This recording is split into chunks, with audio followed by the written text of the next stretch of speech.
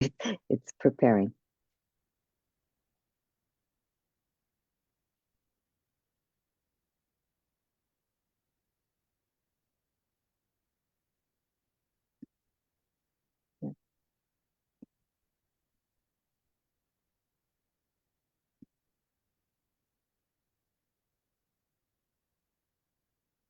Hello, Eric Stenlake, my friend. How are you today? Fabulous, Yayoi. How's it going? Wonderful, wonderful. Well, I wanted to welcome you to my Facebook group, Brain to Belly. And Eric Stenlake is the founder of Empower Family Network. And so, could you tell me a little bit more about this network and also about your impetus for starting the network? Sure. Well, the Empowered Family Network really came about because I just had this desire to really launch out and get into supporting families, right? I've been in education since 1996 as a teacher and a coach and education consultant.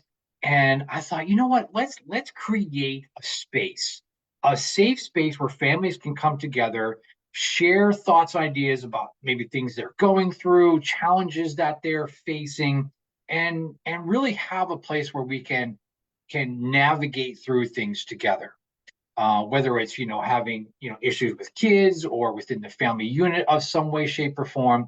And so that's what I did, and that's how the Empowered Family Network really came about.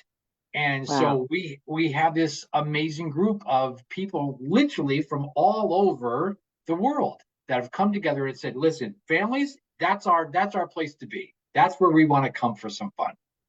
Wow, families. Yeah, I mean, I know families, all families have, drama in their little family, of course. And if a family doesn't have drama, it's not a real family, let me tell Right. you. Right. So I think, that. And so from all over the world, and, no matter what culture you're in, you're going to have trauma. You're going to have the similar issues, child and parent and parent, and all this. So I think this is wonderful that you're doing this. Now, what kind of things do you do in this environment? Do you do like interviews or masterminds or different events? Can you elaborate a little bit on that? Yeah, sure. Thanks, Yoey. Yeah, so we're going to be doing some training webinars. We're going to be doing some mastermind groups, things of that nature, to really go in depth. Maybe if there's a group of parents with teens, there's going to be a place for them. If you've got kind of older elementary into the middle school age, we're going to have stuff for you guys. There's going to be just general uh, teachings that I do throughout the course of the week, tips and tools.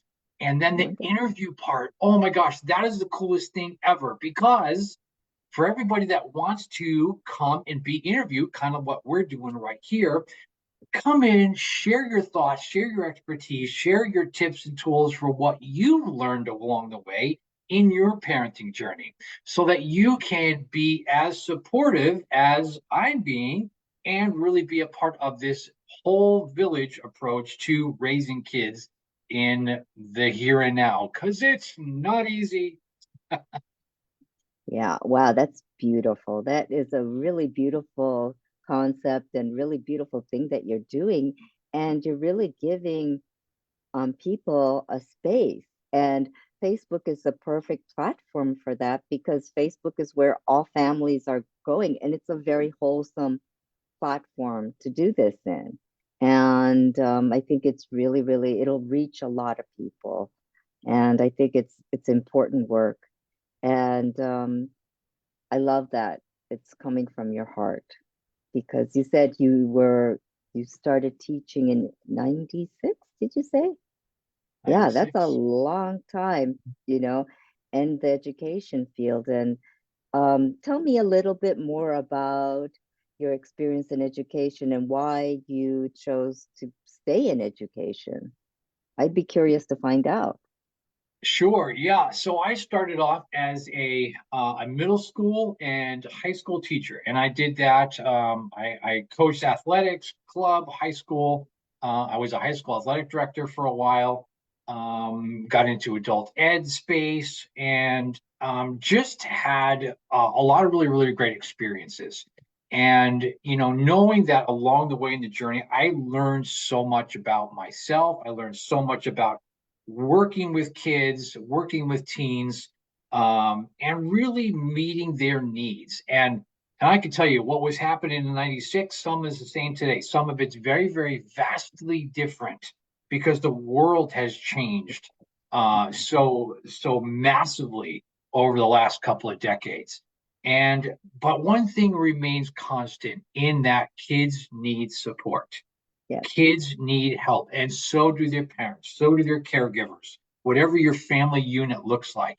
And that's the whole space and place that we're in the Empowered Family Network, is to be supportive in whatever it is that you're going through. Wow, that's beautiful. That's really beautiful because I'm sure, parents. Now, I'm not a parent, so I really don't know. I don't have any kids of my own. I'm only a pet parent, which is slightly different. Um, but um, but I know I've heard, I have nieces and nephews, and I've heard from many parents that they say, there's no manual that comes with parenting. Right. So, and nobody really talks about it as much as you would hope that they would. So having a community like this is going to be invaluable to so many people and so many families. Mm-hmm. And Mm-hmm. like you said, kids really need that support. Yeah. You see it every day. If you're observant and you look around, you see that kids are struggling to be seen and heard. Mm-hmm. And education, and this type of education, not the standardized education, but the education that you need as a parent, as a child, to be able to communicate with each other is such an important element, I believe, that needs to be shared, and having this safe environment can really create that. Yes, so thank you for creating this. Yeah. What are some, have you heard from some parents giving you some opinions or some insights into what you're doing? If you have any things that they said that might be helpful to other parents, that would be great to hear. Yeah, so one of the things that I do as a teen parent family coach, and that has been very, very successful, is we sit down and we begin to unpack what is happening and why.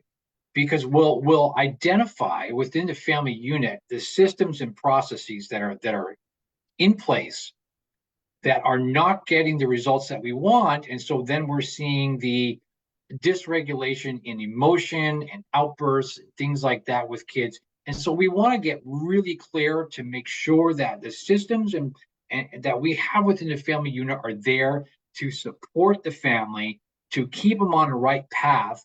And then we know things are going to derail us a little bit, and that's okay. Just get back right on path and keep moving forward. And that's really, one thing that I hear from parents is like, we're so glad that we dialed in what's going to work for us, because every family is different. Of course. and Yes. and so finding that you know trail that we are going to be walking down together as a family is really, really critical, and to keep us in the right mindset and framework Yes. as we're moving forward as a family. That's that's so important. Yes, because like with anyone, we're all different. Yeah. One size doesn't fit all with anything. Yeah. And although we'd like it to, that would be the easiest thing in the world, but nothing is like that. And so I love that you customize it. You work, intimately with families because each unit is different. I mean, personalities are different. So of course, Right. it's only natural that things are going to be different. Yeah. So wow, that's wonderful. Now, I'm just going to ask you if you had one piece of advice that you'd like to give to parents that are listening here, what would it be? Are we ready? Here it is. Don't compare yourself to other families.